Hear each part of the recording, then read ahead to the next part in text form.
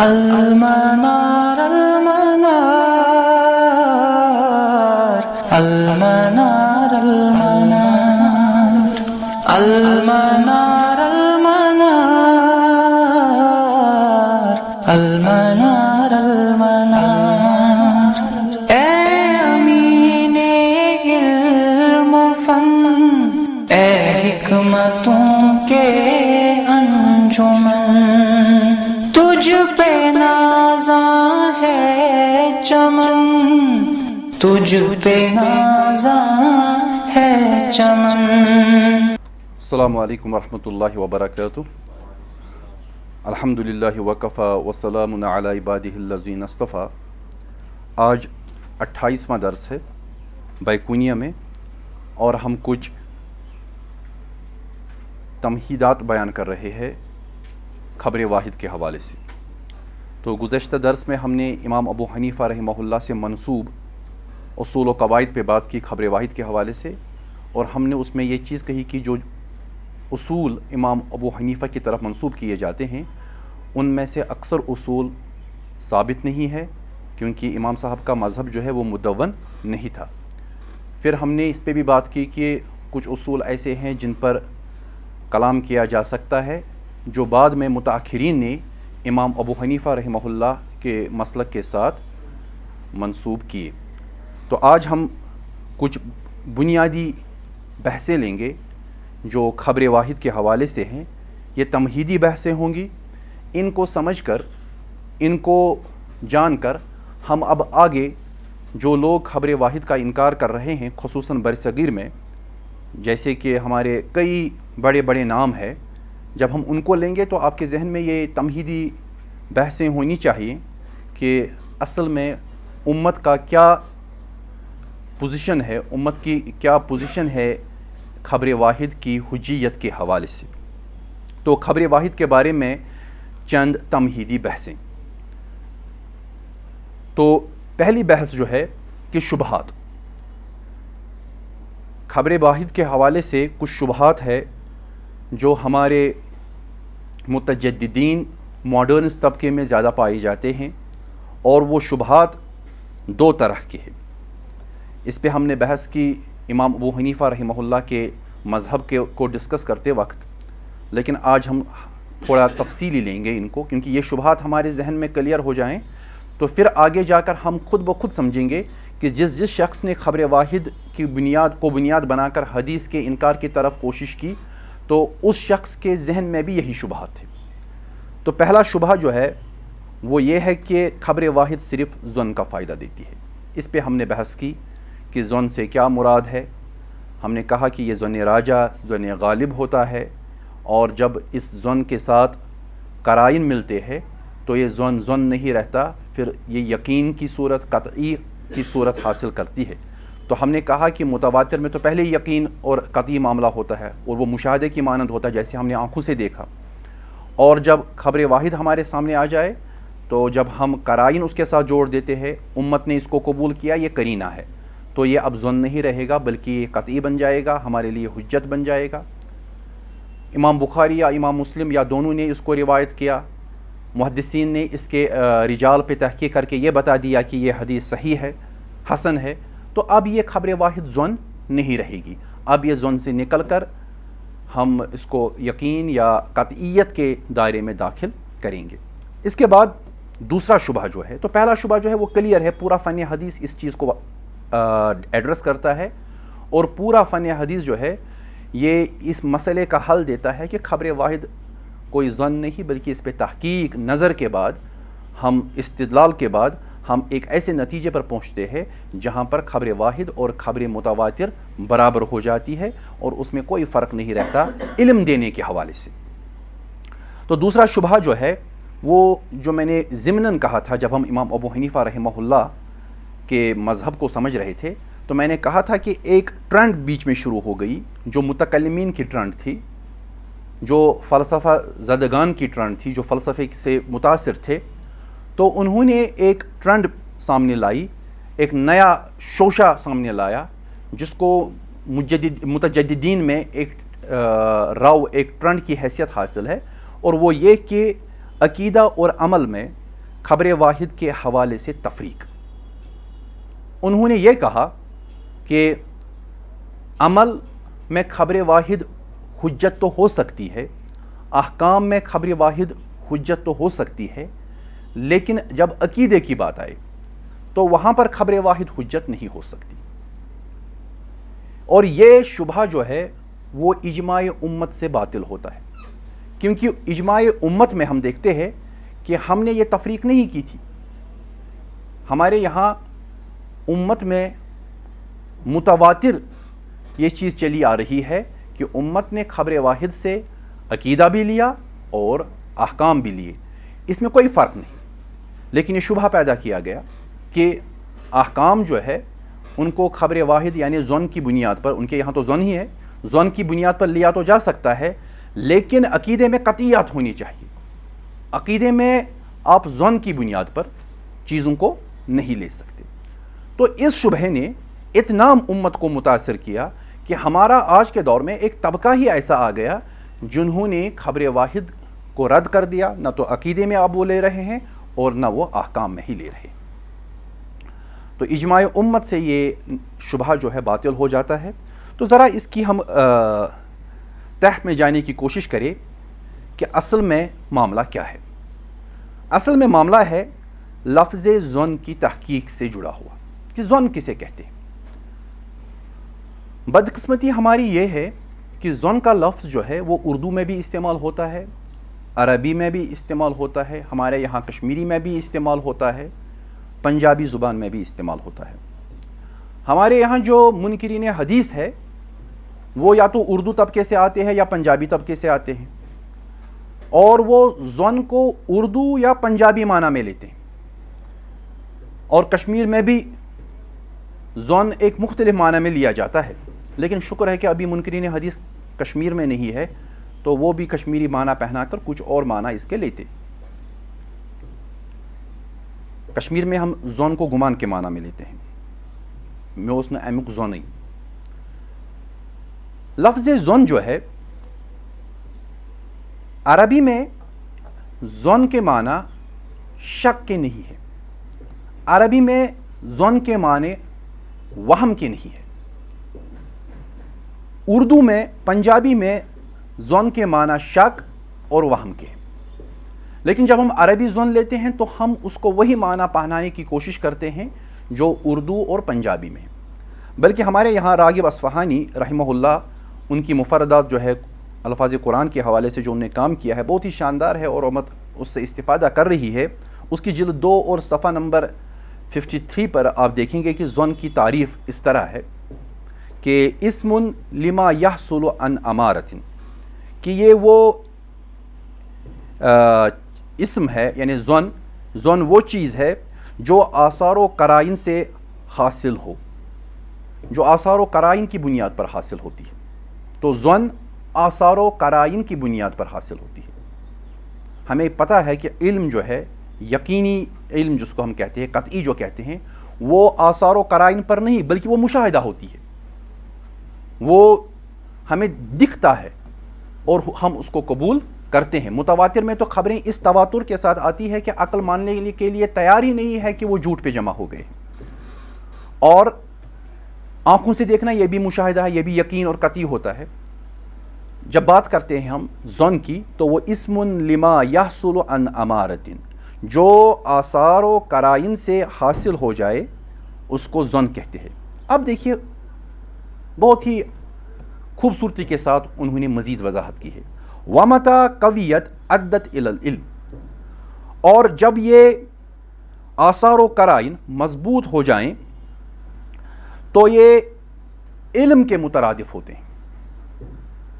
یعنی ہم نے کہا کہ جب قرائن ہمارے سامنے آ جاتے ہیں، امام بخاری نے حدیث کو روایت کیا، اب مزید بحث نہیں، امام مسلم نے روایت کیا، اب مزید بحث نہیں، دوسرے محدثین نے کہا کہ یہ حدیث قابل قبول ہے، اس کے رجال پہ بحث کی، امت نے حدیث کو قبول کیا، اب مزید بحث نہیں۔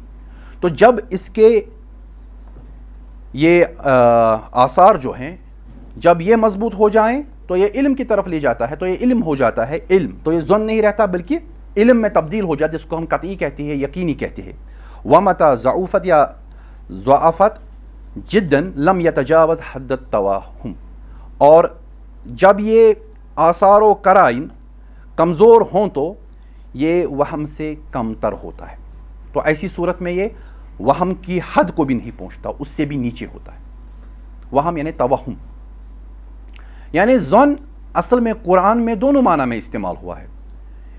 ایک تو شک جو وہم سے کم تر ہو، اور دوسرا علم جہاں یقین اور قطعیت ہو. تو اس کی مثال ہمارے لیے واضح ہے، سورہ بقرہ کی آیت نمبر 46. کئی آیات ہیں جہاں پر آپ کو یہ ملے گا. ظن کا لفظ بمعنی یقین. اللہ تعالیٰ بیان کرتے ہیں خاشعین کی صفت، جو اللہ تعالیٰ سے ڈرنے والے ہیں. الذین یظنون انہم ملاقو ربہم وانہم الیہ راجعون. تو یہ خاشعین کون ہے؟ جو شک نہیں، ظن کا لفظ استعمال ہوا ہے، یظنون، بلکہ جو یقین رکھتے ہیں. ظن کو بمعنی یقین استعمال کیا. تو ظن عربی میں قرآن میں صرف شک کے معنی میں استعمال نہیں ہوتا، بلکہ وہ علم جو کبھی آثار کی بنیاد پر آ جائے، کبھی آثار و قرائن کی بنیاد پر آ جائے، اس کو بھی ظن کہتے ہیں. تو قرآن کی آیت ہے الذین یظنون انہم ملاقو ربہم. تو ان خاشعین کی صفت کیا ہے کہ وہ ظن رکھتے ہیں، یعنی وہ کبھی ایمان رکھتے ہیں اس چیز پر کہ ان کو ملاقات کرنی ہے اپنے رب کے ساتھ، وَأَنَّهُمْ إِلَيْهِ رَاجِعُونَ، اور ان کو لوٹنا ہے اپنے اللہ کی طرف، اپنے رب کی طرف. تو یہاں پر ظن کا لفظ بمعنی علم، بمعنی یقین اور قطعی علم کے معنی میں کیا گیا ہے. قرآن میں آپ کو درجنوں ایگزامپلز ملیں گی جہاں پر ظن علم اور یقین کے معنی میں استعمال کیا گیا ہے. لیکن اردو میں اور پنجابی میں اس کے معنی شک، گھٹیا درجے کا گمان، تو اس کے لیے استعمال ہوتا ہے. کمتر درجے کا وہم، اس کے لیے استعمال ہوتا ہے. تو ہم جب بات کرتے ہیں عربی دنیا کی، جب ہم اسلام کی بات کرتے ہیں تو عربی الفاظ کو ہی زیر نظر رکھنا ہوگا. اور دلیل کیا ہے ان کی دلائل جو خبر واحد پر ایمان کی اور عقیدے کی بنیاد نہیں رکھنا چاہتے، ان کی دلیل یہ ہے ان ظن لا یغنی من الحق شیئا. قرآن تو واضح کہہ رہا ہے کہ ظن حق کے مقابلے میں کسی فائدے کا نہیں. یاد رکھنا چاہیے کہ جب قرآن میں ظن اکیلے استعمال ہو جائے تو دونوں معنی میں استعمال ہوتا ہے. تو وہ قرائن کی بنیاد پر قطعی معنی میں بھی استعمال ہو سکتا ہے، اور وہ شک کے معنی میں بھی استعمال ہو سکتا ہے، گمان کے معنی میں بھی استعمال ہوتا ہے.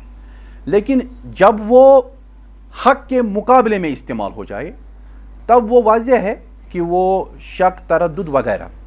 اور یہاں پر یہ اپنے لغوی معنی کے اعتبار سے کہ ان ظن لا یغنی من الحق شیئا، اور جب محدثین کہتے ہیں کہ ظن حاصل ہوتا ہے خبر واحد سے، تو یہ والا ظن استعمال وہ نہیں کرتے، بلکہ وہ دوسرا ظن استعمال کرتے ہیں جس کو آپ زیادہ سے زیادہ اگر ظن ہی کہنا چاہے تو ظن غالب یا ظن راجح کہہ سکتے ہیں. یعنی اس کو یقین کے معاملے میں لیتے ہیں جب اس کے ساتھ قرائن ملے ہوئے ہوں. تو یہ کہنا کہ امت میں ظن کو شک کی نگاہ سے محدثین نے دیکھا ہے تو یہ بات صحیح نہیں. ان کے یہاں ظن بمعنی علم، بمعنی قطعیت، جب اس کے ساتھ قرائن ملے ہوئے ہوں. تو یہاں پر یہ لغوی اعتبار سے استعمال کیا گیا ہے حق کے مقابلے میں. تو یہ آیت اس چیز کی دلیل نہیں ہو سکتی. اب دیکھ لیجئے قرآن میں تو عقیدے کے لیے بھی اور احکام کے لیے بھی تو پھر ظن کا استعمال کیا گیا ہے. اگر یہ تفریق اس آیت کی بنیاد پر ان ظن لا یغنی من الحق شیئا کی بنیاد پر صحیح ہے کہ ہم عقیدے کی بنیاد ظن پہ نہیں رکھ سکتے، پھر تو احکام کی بھی بنیاد ظن پہ نہیں ہو سکتی، جبکہ یہی لوگ احکام کی بنیاد ظن پہ رکھتے ہیں. مثلا قرآن کی آیت ہے، سورہ انعام کی آیت 148 آیت ہے، اور آیت سمپل الفاظ میں ہے سَيَقُولُ الَّذِينَ أَشْرَكُوا. عنقریب وہ لوگ جنہوں نے شرک کیا ہے وہ کہیں گے، کیا کہیں گے؟ لَوْ شَاءَ اللَّهُ مَا أَشْرَكْنَا وَلَا آبَاؤُنَا، کہ اگر اللہ چاہتا تو ہم نہ شرک کرتے اور نہ ہمارے آبا شرک کرتے. فَهَذِهِ عقیدہ، تو یہ کیا ہے؟ عقیدہ ہے. تو یہاں پر یہ عقیدہ ہے کہ مشرک لوگ کہتے کہ اگر اللہ تعالیٰ چاہتا تو نہ ہم شرک کرتے اور نہ ہمارے آبا. تو اس کا تعلق عقیدے کے ساتھ ہے۔ وَلَا حَرَّمْنَا مِنْ شَيْءٍ، اور ہم کسی چیز کو حرام نہیں کرتے تو یہ احکام کے ساتھ تعلق رکھتا ہے۔ كَذَلِكَ كَذَّبَ الَّذِينَ مِنْ قَبْلِهِمْ، اسی طرح جٹلا دیا ان سے پہلے جو قوم تھی، حَتَّى ذَاقُوا بَأْسَنَا، یہاں تک کہ انہوں نے ہمارے عذاب کا مزہ چکھا۔ قُلْ هَلْ عِنْدَكُم مِّنْ عِلْمٍ فَتُخْرِجُوهُ لَنَا، کہہ دیجئے اے محمد صلی اللہ علیہ وسلم، کیا تمہارے پاس کوئی علم ہے اس حوالے سے تو ہمارے لیے سامنے لے آؤ۔ ان تتبعون الا الظن، وہ تو صرف اتباع کرتے ہیں گمان کی۔ اب دیکھیے اوپر عقیدہ اور اوپر حکم کو اللہ تعالیٰ نے کہا کہ وہ صرف اتباع کرتے ہیں ظن کی، گمان کی، یعنی بالفاظ دیگر ان کا عقیدہ اور ان کا احکام عمل معاملہ جو ہے کہ ہم حرام نہیں کرتے کسی چیز کو، وہ بھی اللہ تعالیٰ کہہ رہا ہے کہ یہ تو صرف گمان کی بنیاد پر ہے، ظن کی بنیاد پر ہے۔ اگر پہلی والی آیت کو بنیاد بنا کر ہمارا یہ ما حاصل ہے کہ ظن اور حق برابر نہیں ہو سکتے، اس لیے ہم عقیدے کی بنیاد ظن پہ نہیں رکھ سکتے، لیکن یہاں تو اللہ تعالیٰ یہ بیان کر رہا ہے کہ ان کفار کا حال تو یہ ہے کہ یہ احکام بھی ظن کی بنیاد پر لیتے ہیں، پھر تو مسلمانوں کے لیے جائز ہی نہیں کہ وہ کفار کی روش پر چلے، ان کے لیے تو پھر احکام میں بھی قطعی معاملے ہونے چاہیے، قطعی ذرائع ہونے چاہیے، جو کہ ہے نہیں۔ وَإِنْ أَنْتُمْ إِلَّا تَخْرُصُونَ، اور ان کے پاس کیا ہے، وہ آپ تو صرف وہم و گمان کی طرف لوٹتے ہو، آپ کے پاس کوئی علمی دلیل نہیں، نہ تو اس چیز میں علمی دلیل ہے کہ ہمارے آباء اور ہم شرک نہیں کرتے، یہ تو عقیدہ ہے، اور نہ اس چیز میں کوئی دلیل ہے کہ ہم کسی چیز کو حرام نہیں کرتے، یہ احکام ہے۔ تو کہنے کا مطلب یہ ہے کہ دلائل جو ان کے ہے وہ اس طرح منتشر ہے، جو خبر احاد کا انکار کرتے اس کو ظن بتا کر نکار دیتے ہیں، کہ قرآن بھی ان کا ساتھ نہیں دے رہا ہے۔ اب دیکھ لیجئے رسول اللہ صلی اللہ علیہ وسلم کے یہاں اور ہمارے اسلاف کے یہاں معاملہ کیا تھا۔ خود رسول اللہ صلی اللہ علیہ وسلم معلموں کو مختلف علاقوں میں اکیلے بھیجا کرتے تھے، تو یہ دلیل ہے اس چیز کی کہ رسول اللہ صلی اللہ علیہ وسلم کے پاس اور ان کے صحابہ کے یہاں خبر واحد سے احکام بھی لیے جاتے تھے اور عقیدہ بھی لیا جاتا تھا۔ حضرت مالک رضی اللہ تعالی عنہ روایت کرتے ہیں کہ رسول اللہ صلی اللہ علیہ وسلم کے پاس جماعت آئی اور وہ 20 دن رسول اللہ صلی اللہ علیہ وسلم کے پاس دین سیکھتے رہے، 20 دن، اور 20 دن کے بعد چونکہ نوجوان تھے، ہم عمر تھے، اور 20 دن کے بعد انہوں نے محسوس کیا کہ اب ہمیں گھر جانا چاہیے، اور رسول اللہ صلی اللہ علیہ وسلم اس چیز کو بھانپ گئے اور انہوں نے ان سے کہا کہ آپ اپنے پیچھے کن کو چھوڑ آئے ہو، گھر والوں کو چھوڑ آئے ہو، اب آپ اپنے گھر والوں میں لوٹیے اور ان کو دین سکھائیے جو آپ نے یہاں سیکھا، اور پھر یہی کہا جو مشہور حدیث ہے صلو کما رأیتمونی اصلی، وہ بھی بتا دیا، یہ امام بخاری نے بھی اس حدیث کو لایا ہے۔ یعنی رسول اللہ صلی اللہ علیہ وسلم نے ان 20 نوجوانوں کو اکیلے اپنے گھروں کی طرف بھیج دیا اور ان کو کہا کہ اپنے گھر میں دین سکھاؤ، گھر والوں کو دین سکھاؤ۔ تو اس کا مطلب یہ ہے کہ اپنے گھر والوں کے لیے وہ نوجوان ایک شخص تھا جو یہ خبر لے کر آ رہے تھے رسول اللہ صلی اللہ علیہ وسلم کی طرف۔ اگر کوئی شرعی قباحت ہوتی تو رسول اللہ صلی اللہ علیہ وسلم کہتے کہ آپ ایک ایک کر کے نہیں سکھانا اپنے گھر والوں کو، بلکہ جماعت کو ایک ساتھ جا کر جانا چاہیے اور اپنے گھر والوں کو سکھائیے۔ تو ان کے یہاں خبر واحد قابل حجت تھی، اور دین کا تعلق عقیدے سے بھی ہے اور احکام سے بھی ہے۔ اتنا ہی نہیں، انس ابن مالک رضی اللہ تعالیٰ عنہ بیان کرتے ہیں کہ یمن کا ایک وفد آیا رسول اللہ صلی اللہ علیہ وسلم کے پاس اور ان سے کہا کہ ہمیں ایک معلم دیجئے جو ہمیں سنت سکھائے۔ تو حضرت محمد صلی اللہ علیہ وسلم نے ابو عبیدہ ابن جراح کو ان کے ساتھ ہاتھ پکڑ کے کہا کہ یہ اس امت کا امین ہے، ان کو اپنے ساتھ لے لیجئے اور یہ سنت سکھائیں گے، دین سکھائیں گے۔ تو اس حدیث سے بھی پتہ یہ چلا کہ رسول اللہ صلی اللہ علیہ وسلم نے صرف ایک شخص حضرت ابو عبیدہ کو یمن بھیجا اور ان کو کہا کہ اس سے دین سیکھیے۔ دین میں دونوں چیزیں شامل ہیں، عقیدہ بھی ہے، احکام بھی ہے۔ اتنا ہی نہیں، یہ کہا کہ یہ سنت سکھائیں گے۔ تو اس سے یہ بھی پتہ چلا، جیسا کہ امام شاطبی نے کہا ہے، کہ سنت وہ ہے جو منقول ہے۔ تو حضرت ابو عبیدہ منقول چیزیں سکھاتے، وہ روایت کرتے رسول اللہ صلی اللہ علیہ وسلم نے اس طرح کیا اور وہ ان کو سکھاتے۔ تو تو یہاں دونوں چیزیں آتی ہیں، عقیدہ بھی اور احکام بھی۔ اسی طرح جب ایک جماعت قباء میں نماز پڑھ رہی تھی فجر کی، اور رسول اللہ صلی اللہ علیہ وسلم پہ تحویل قبلہ کا معاملہ ہوا، تو ایک شخص فجر کی نماز میں آ گئے اور ان کو وہ نماز پڑھ رہے تھے، اور ان کو کہا کہ رسول اللہ صلی اللہ علیہ وسلم پر آج رات آیات نازل ہوئی ہے اور قبلہ اب بدل چکا ہے، شام کی طرف چہرہ نہیں کرنا ہے، اب ہمیں خانہ کعبہ کی طرف منہ موڑنا ہے۔ تو وہ نماز میں ہی خانہ کعبہ کی طرف موڑے۔ انہوں نے بھی اس وقت یہ نہیں کہا کہ آپ تو ایک اکیلے شخص ہو، ہم آپ کی بات تو ظن ہے، ہم آپ کے ظن کو قبول کرنے والے نہیں ہیں، بلکہ شام کی طرف یعنی بیت المقدس کی طرف منہ کرنا تو ہمارے پاس یقین اور قطعیت کے ساتھ ہے۔ یقین اور قطعیت کو نص کرنے والا ایک اکیلا شخص نہیں ہو سکتا، بلکہ انہوں نے آرام سے اس کی بات سنی، اس کو مانا، اور نماز میں ہی انہوں نے دوسری طرف رخ کر دیا۔ اور رسول اللہ صلی اللہ علیہ وسلم نے جب یہ سنا تو انہوں نے ان کی تعریف کی، شاباشی دی۔ یہ نہیں کہا کہ آپ نے خبر واحد پر کیوں عمل کیا اور یقین کو چھوڑ کر ظن کی طرف چلے گئے۔ اصل میں یہ ایک مغالطہ ہے جو دیا جاتا ہے۔ سعید ابن جبیر رضی اللہ تعالیٰ عنہ کہتے ہیں کہ کسی شخص نے کہا کہ جو موسیٰ اور خضر کا واقعہ ہے، اس میں جس موسیٰ کا تذکرہ ہے وہ بنی اسرائیل والا موسیٰ نہیں، یہ عقیدے کا مسئلہ ہے، وہ بنی اسرائیل والا موسیٰ نہیں۔ اور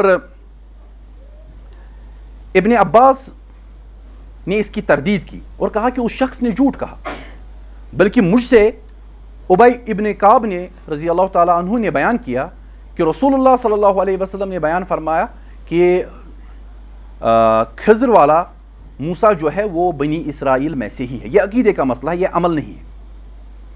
تو حضرت عبداللہ ابن عباس ابی ابن کعب کی خبر دینے پر عقیدے کو قبول کرتے ہیں، اور یہ بھی کہا کہ وہ شخص جھوٹا ہے جس نے یہ کہا کہ یہ وہ موسیٰ نہیں۔ نہ صرف عقیدے کو قبول کیا بلکہ دوسرے شخص کی تکذیب بھی کی۔ تو ان دلائل سے یہ پتہ چلتا ہے کہ یہ جو ہمیں مغالطہ دیا جاتا ہے کہ خبر واحد سے عقیدہ حاصل نہیں کیا جا سکتا، دین کی قطعیات حاصل نہیں کی جا سکتی، یہ ایک مغالطہ ہے۔ امام شافعی نے الرسالہ اور الام میں تفصیل کے ساتھ اس پر بحث کی ہے، چونکہ آپ الرسالہ بھی پڑھ رہے ہیں تو وہاں پر انشاءاللہ تفصیل کے ساتھ آپ کئی واقعات کو دیکھیں گے جو اس چیز پر دلالت کرتی ہے۔ اب دیکھ لیجئے اس گروپ کا ایک اور پرابلم ہے، وہ یہ ہے کہ ان کا منہج جو ہے، میتھڈ جو ہے، اس میں ہی غلطی ہے۔ ان کا یہ کہنا کہ خبر احاد سے عقیدہ لینا جائز نہیں، یہ بذات خود ایک عقیدہ ہے، یہ بنفس ہی فی نفس ہی یہ خود ایک عقیدہ ہے کہ ہم خبر واحد سے عقیدہ نہیں لے سکتے۔ اور ان کی دلیل اس کے بارے میں کوئی قرآن کی آیت نہیں ہے، حدیث نہیں ہے، نہ تو قرآن کی آیت ان کے اس عقیدے کے عقب میں ہے اور نہ کوئی حدیث اس عقیدے کے عقب میں ہے، نہ متواتر نہ احاد، بلکہ یہ ان کا گمان ہے، وہم ہے، خیال ہے، یا یہ کہہ لیجئے کہ متکلمین یا فلسفیوں کا نظریہ ہے جس کی بنیاد پر یہ عقیدہ انہوں نے استوار کیا ہے۔ جب ان کا خود کا عقیدہ ایک گھٹیا درجے کے ظن پہ ٹکا ہوا ہے تو یہ کیوں کر ممکن ہے کہ وہ حدیث رسول خبر واحد پر عقیدہ کو ثابت نہیں کر سکتے؟ تو اصل میں یہ خود اس عقیدے میں پھنسے ہیں، اصل میں یہ بھاگنا چاہتے تھے ایک خبر رسول سے اور پھنس گئے ایک وہم میں، ایک گمان میں جس کی کوئی بنیاد نہیں ہے۔ قرآن کی آیات کو توڑ مروڑ کر وہ بنیاد بنانے کی کوشش کر رہے ہیں۔ تو میں نے آپ کو دکھایا کہ وہاں بھی ان کی دال غلطی نہیں ہے، بلکہ واضح ہے کہ ان کا یہ عقیدہ فی نفس ہی ایک عقیدہ ہے جو وہم ظن مرجو اگر ان کے مطابق لیں پھر بھی خبر واحد ثابت ہونے کے بعد ایک ظن جو راجہ ہے، ایک ظن جو غالب ہے ثابت ہو جاتا ہے۔ لیکن ان کا یہ عقیدہ کس چیز پر ٹکا ہوا ہے؟ وہ تو ظن مرجو ہے، ایک رد شدہ ظن پر ٹکا ہوا ہے۔ تو خود ایک عقیدہ بنا کے اس کو تراش کے قبول کرتے ہیں اور پھر ان عقائد کا انکار کرتے ہیں جو عقائد امت میں قبول ہے۔ تو وہ عقائد کیا ہے؟ دیکھ لیجیے، اگر احاد پر عقیدہ کی بنیاد رکھنا جائز نہیں تو یہ بھی ماننا جائز نہیں ہے۔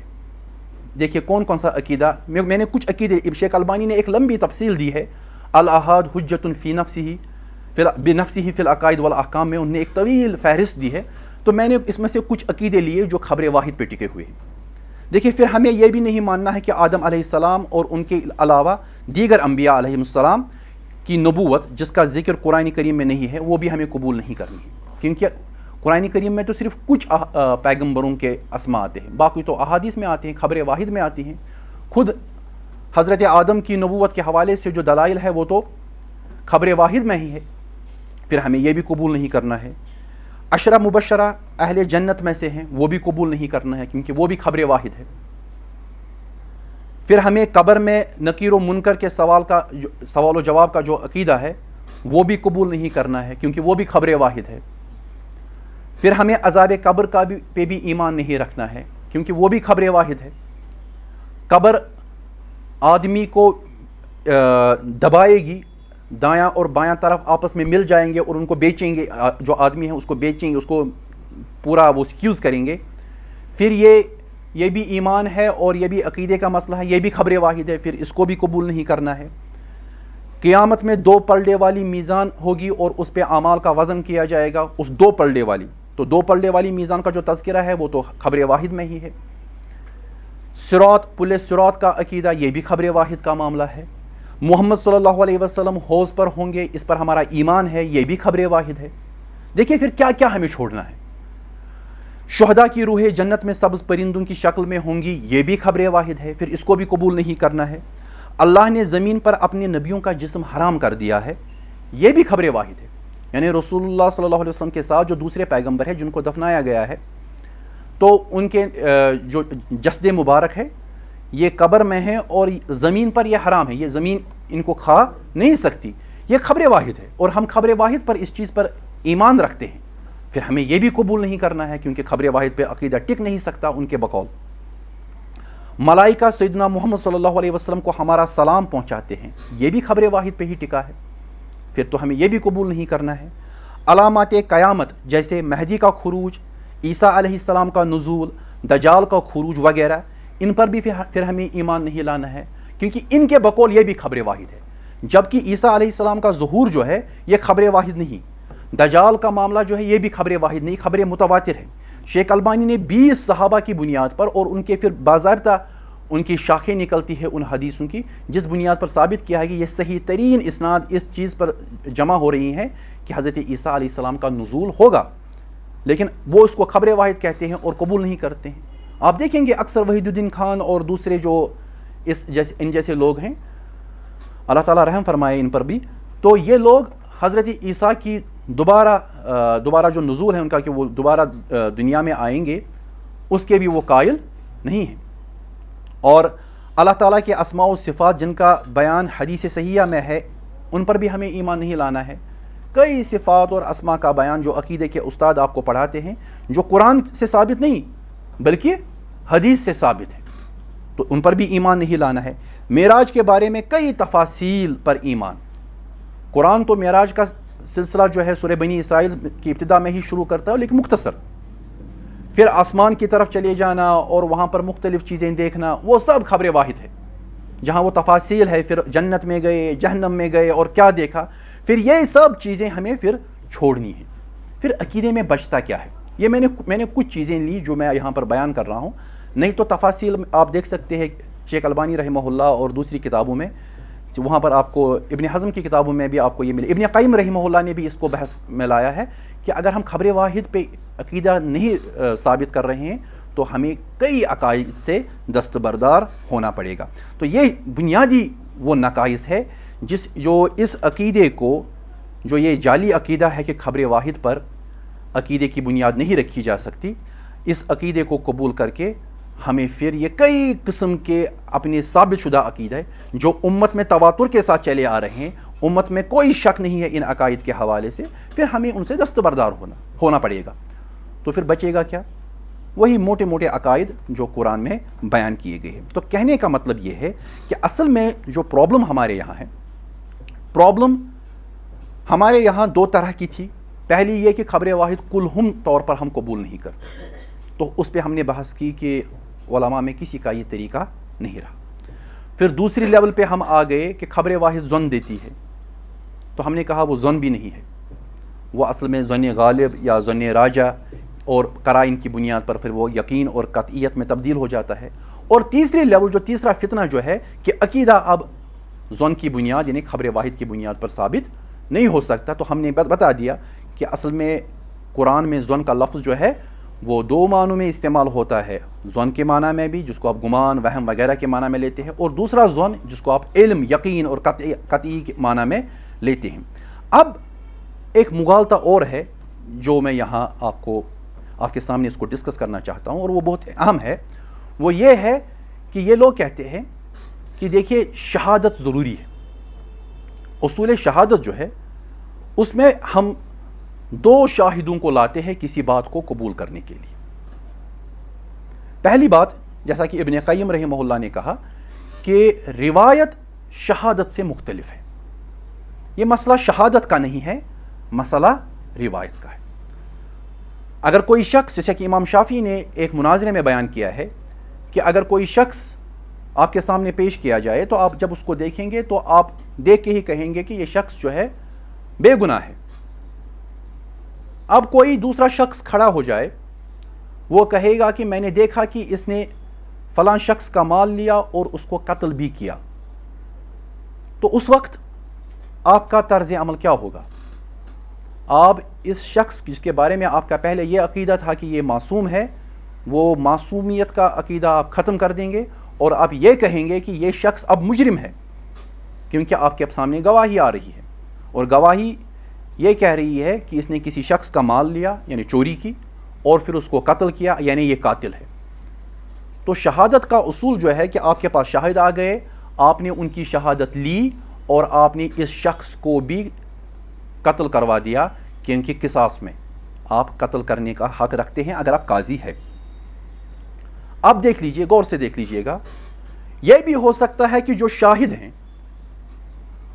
وہ سچے بھی ہو سکتے ہیں, جھوٹے بھی ہو سکتے ہیں, لیکن وہاں پر آپ یہ نہیں کہتے کہ ظن کی بنیاد پر میں ان کی شہادت چھوڑ دوں گا, بلکہ آپ وہاں پر یہ کہتے ہیں کہ ان کی شہادت صحیح ہو سکتی ہے اور ظاہر یہی ہے اور مجھے اس کو قبول کر کے ایک انسان سے قصاص لینا ہے,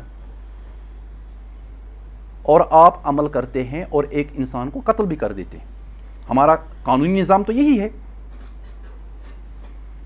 آپ نے کبھی بھی تحقیق نہیں کی کہ یہ شاہد جو ہے کیا اس میں 5 شرطیں ہیں, خود دیکھنا تو ضروری ہے کیونکہ تواتر اتصال سند اس کے لیے ہونا چاہیے.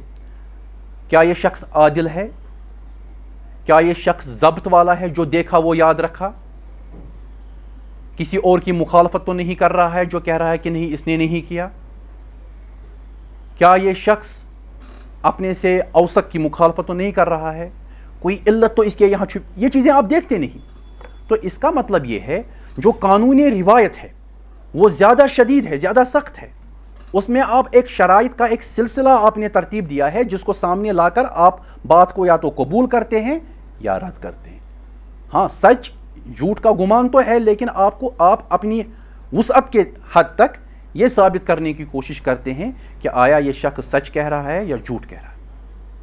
لیکن جب شہادت کی بات آپ کرتے ہیں, قانونی شہادت کی, تو وہاں پر یہ چیز نہیں ہے. یعنی قانونی شہادت آسان ہے جب اس کا مقابلہ ہم قانونی روایت سے کرتے ہیں. تو ان دونوں کو آپس میں جوڑنا پہلے غلط ہے کیونکہ یہ دو مختلف چیزیں ہیں. اب اگر آپ آپس میں جوڑ رہے ہیں, وہاں آپ کو یہ چیز ماننی پڑے گی کہ آپ تو شہادت ایک چھوٹی سی گواہی پہ قبول کرتے ہیں. یہاں تو روایت میں ہم نے سخت اصول رکھے ہیں, اور اصول کے بعد ہم یہ کہتے ہیں کہ آیا بات کو قبول کیا جائے گا یا نہیں کیا جائے گا. تو وہاں آپ کس طرح رد کر سکتے ہیں؟ جب آپ ایک انسان کی جان لے سکتے ہیں ایک شہادت کی بنیاد پر, ایک عقیدے کو قبول کرنے میں تو کوئی آپ کو پھر تردد نہیں ہونا چاہیے, وہ تو قبول کرنا ہے. تو اصل میں یہ مغالطہ ہے کہ ان دونوں چیزوں کو آپس میں جوڑنے کی کوشش کی جاتی ہے کہ خبر کی روایت اور ایک شاہد کی شہادت یہ شاید برابر ہے, بلکہ معاملہ وہ نہیں ہے, معاملہ الٹا ہے. تو میں نے تفصیل کے ساتھ خبر واحد کی حجیت کے بارے میں بات کی, میں نے تفصیل کے ساتھ ائمہ اربعہ کو دیکھ لیجئے. ائمہ اربعہ بھی میں سے کوئی بھی امام اس چیز کا قائل نہیں ہے کہ خبر واحد کی بنیاد پر عقیدہ ثابت نہیں ہوتا. تمام ائمہ خبر واحد کی بنیاد پر عقیدہ بھی لیتے ہیں اور احکام بھی لیتے ہیں. تو یہ ایک شوشہ ہے, یہ ایک شبہ ہے جو امت کے ذہنوں میں ڈالا جاتا ہے تاکہ وہ منتشر ہو جائیں اور آدمی تمام قسم کی ذمہ داریوں سے آزاد ہو جائے. کیونکہ اصل میں سنت ہی ہے جو ایک انسان کو ذمہ دار بناتی ہے. قرآن تو کلی احکام دے رہا ہے اور سنت اس کی وضاحت کرتی ہے, اور سنت حدیث ہی ہے. تو بات کو یہیں پر مکمل کرتے ہیں. وآخر دعوانا ان الحمد للہ رب العالمین. اللہ ربی واحد وأنا بذلك أشهد لا مبدئي وأصول بالرغم ممن يجحد وشهد